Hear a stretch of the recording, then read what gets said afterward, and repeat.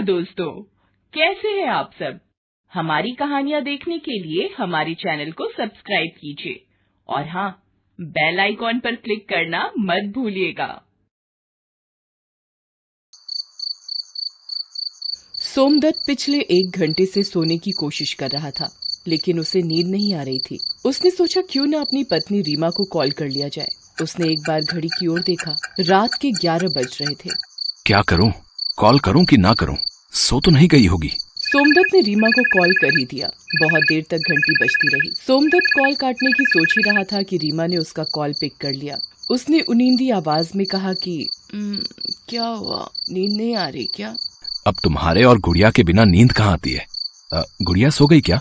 हाँ, अभी आधे घंटे पहले सोई है। पूरा दिन शैतानी करती रहती है। तुम दोनों को बहुत मिस करता हूँ। हम भी आपको बहुत मिस करते। अच्छा, आपकी छुट्टी का क्या हुआ? कब तक यहाँ आ जाओगे? 15 दिन में मैं वहाँ आ जाऊंगा। रीमा अपने भाई की शादी में अपने मायके गई हुई थी। हालांकि शादी में अभी देर थी, लेकिन वो महीने भर पहले ही चली गई थी। रीमा का भाई धीरेन्द्र पुलिस में डीएसपी के पद पर काम करता था। सोमदत्त ने रीमा से बात करके फोन कट किया और मोबाइल को अपने सिरहाने में रखकर फिर से सोने की कोशिश करने लगा। तभी उसके मोबाइल का नोटिफिकेशन टोन बजा। सोमदत्त ने अपने फोन की ओर देखा। फेसबुक पर एक बहुत ही सुंदर लड़की जिसका नाम इप्शिता था, उसकी फ्रेंड रिक्वेस्ट आई हुई थी। सोमनाथ उसकी प्रोफाइल पिक्चर को देखते हुए मन ही मन सोचने लगा, कौन है ये लड़की? इसे जानता तो नहीं हूँ मैं, कोई म्यूचुअल फ्रेंड भी नहीं है। वो कुछ देर सोचता है, फिर उस लड़की का फ्रेंड रिक्वेस्ट एक्सेप्ट कर लेता है। फिर वो सो जाता है। अगले दिन जब वो ऑफिस निकलने ही वाला होता है कि उस लड़की का मैसेज उसके मैसेंजर बॉक्स में आता है, जिसमें लिखा होता है, हाय हैंडसम। एक बात और गौर करने वाली थी कि उसकी रात वाली प्रोफाइल पिक्चर भी बदली हुई थी और इस नई पिक्चर में तो वो और भी सुंदर लग रही थी। ये लड़की है तो बहुत सुंदर, लेकिन कौन है ये? और मुझे इस तरह से हाय हैंडसम क्यों लिखकर भेजा है? अरे शादीशुदा हूँ मैं। सोमदत्त ने उसके मैसेज का कुछ जवाब नहीं दिया और ऑफिस निकल गया। ऑफिस के लंच टाइम पर जब वो लंच कर रहा था तो फिर से इप्शिता का मैसेज आया। वो उसके मैसेज को पढ़ने लगा। क्या बात है हैंडसम, नाराज हो क्या? मेरे मैसेज का जवाब नहीं दिया? अगर कोई टेंशन है तो मैं तुम्हें मैसेज नहीं करूंगी, तुम मुझे अनफ्रेंड कर सकते हो। अभी के लिए बाय।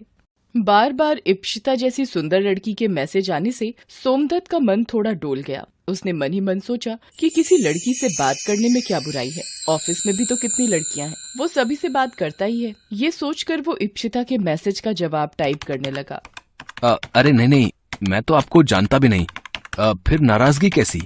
उसके बाद इप्शिता से वो काफी देर तक चैट करता रहा। उस चैट में वो कहाँ काम करता है, क्या करता है और अपना फोन नंबर भी दे दिया। सोमदत्त ने सोचा कि इप्शिता का कॉल आएगा, लेकिन उसने कोई कॉल भी नहीं किया। फिर 2 दिनों तक इप्शिता का कोई मैसेज भी नहीं आया, लेकिन सोमदत्त बार बार अपने मैसेज बॉक्स में जाकर देखता कि कहीं उसका कोई मैसेज तो नहीं आया है। अरे जब कॉल करना ही नहीं था तो फोन नंबर क्या अचार डालने के लिए लिया था? 2 दिन से कोई मैसेज भी नहीं आया इप्शिता का। वो थोड़ा परेशान सा रहने लगा।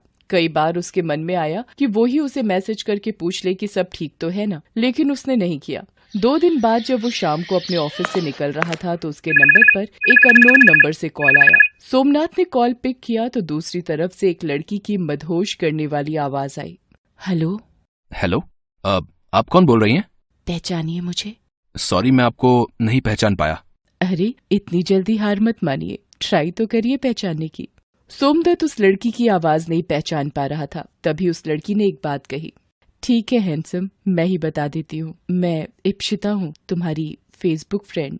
इप्शिता का नाम सुनते ही सोमदत्त के दिल की धड़कनें तेज हो गई। उसने लड़खड़ाती जुबान में उससे पूछा, इप्शिता, कहाँ हो तुम? मैं तो तुम्हारे दिल में हूँ, जरा ठीक से देखो तो। इप्शिता की ऐसी बात सुनकर सोमदत्त थोड़ा शर्मा गया। अरे इस तरह लड़कियों की तरह कोई शर्माता है क्या? वैसे तुम फेसबुक पिक में जितने हैंडसम दिखते हो उससे कहीं ज्यादा सामने से लग रहे हो। इप्शिता की इस बात को सुनकर सोमदत्त चौंक गया। अरे तुमने मुझे सामने से कब देख लिया? अभी देख रही हूँ ना, जरा तुम भी अपनी गर्दन बाईं ओर घुमाओ, हाथ हिलाती हुई मैं भी तुम्हें दिख जाऊंगी।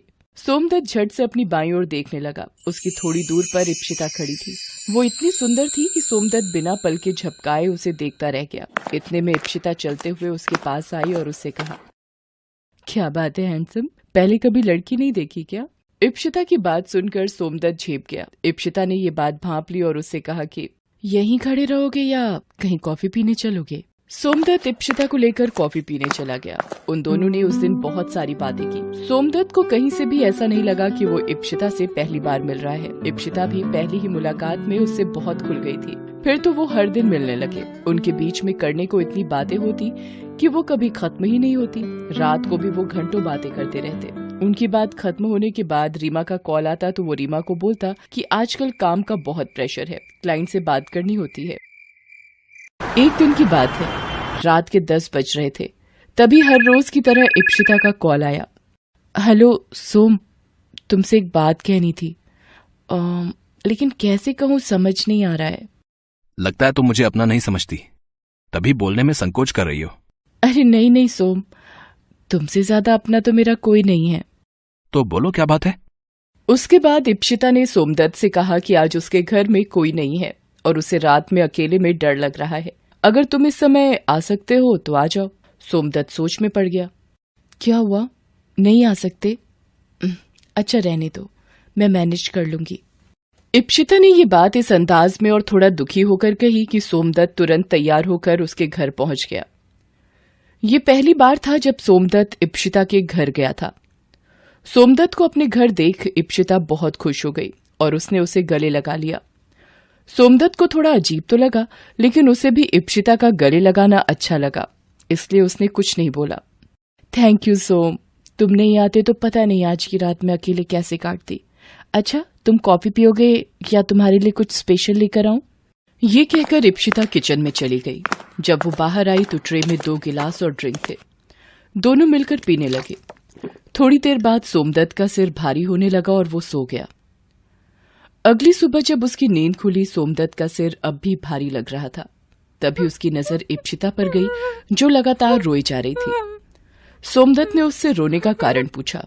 जब इप्शिता ने कारण बताया तो सोमदत्त का सिर घूम गया। वो थोड़ी देर वहां रुककर अपने घर निकल गया। आज उसका मन किसी काम में नहीं लग रहा था। वो ऑफिस भी नहीं गया। तभी उसके मोबाइल फोन के मैसेंजर में नोटिफिकेशन आया। उसने अनमनी ढंग से फोन उठाया। उसके बाद उसने फोन में जो देखा उसे देखकर वो पसीने पसीने हो गया। उसमें उसकी और इप्शिता की कई सारी तस्वीरें थीं। उन तस्वीरों को देख उसका सिर चकराने लगा। वो इप्शिता को कॉल करने ही वाला था कि किसी अनजाने नंबर से उसके पास कॉल आया। कैसी लगी ये तस्वीरें? अगर ये तस्वीरें तुम्हारी बीवी को भेज दूं तो? कौन बोल रहा है? तुम आम खाओ, गुठली मत गिनो। अगर चाहते हो कि ये तस्वीरें तुम्हारी बीवी तक ना पहुंचे तो 1 लाख रुपए तुरंत इस अकाउंट में डालो। 1 लाख? ये तो पहली किश्त है बंधु, और इज्जत बचाने के लिए ये तो कुछ भी नहीं। सोमदत्त बहुत डर गया। उसने डरते डरते इप्शिता को कॉल किया तो इप्शिता ने बोला कि सोम, पता नहीं वो कौन है, लेकिन जो भी है बहुत बदमाश है। उसने मुझे भी कॉल किया और मुझसे भी पैसे मांगे हैं। सोम, पैसे का क्या है, आएगा और चला जाएगा, लेकिन एक बार इज्जत चली गई तो सब खत्म हो जाएगा।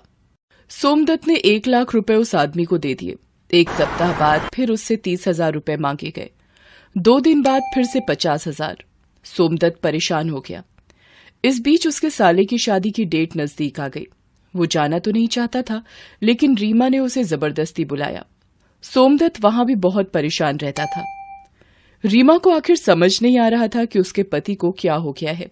सारा दिन वो कुछ न कुछ सोचता रहता। रीमा ने एक बात और नोटिस की थी कि सोमदत्त अपने फोन को 1 मिनट भी अपने से अलग नहीं होने देता। कुछ तो बात जरूर है, ये हमेशा फोन को खुद से चिपकाए हुए क्यों घूमते हैं। एक दिन रीमा ने सोमदत्त को उस ब्लैकमेलर से बात करते हुए सुन लिया। उसे सारी बातें पता लग गई। उसे सोमदत्त पर बहुत गुस्सा आया, लेकिन ये समय उस पर गुस्सा करने का नहीं, उसका साथ देने का था, क्योंकि वो देख रही थी कि उसका पति कितना परेशान है। ये इप्शिता कौन है? इप्शिता? कौन इप्शिता?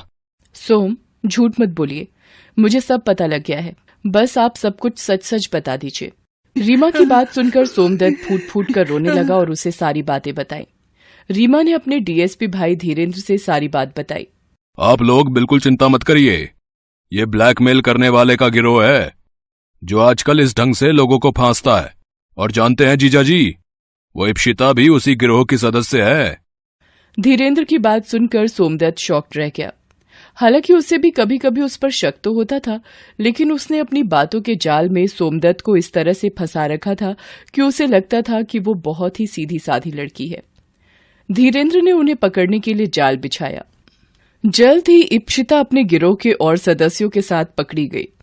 सोमदत्त बार बार रीमा से अपने किए की माफी मांगता। रीमा बार बार उससे कहती कि मैंने आपको माफ कर दिया है। पति पत्नी का रिश्ता विश्वास पर टिका होता है, इसे कभी न टूटने दें।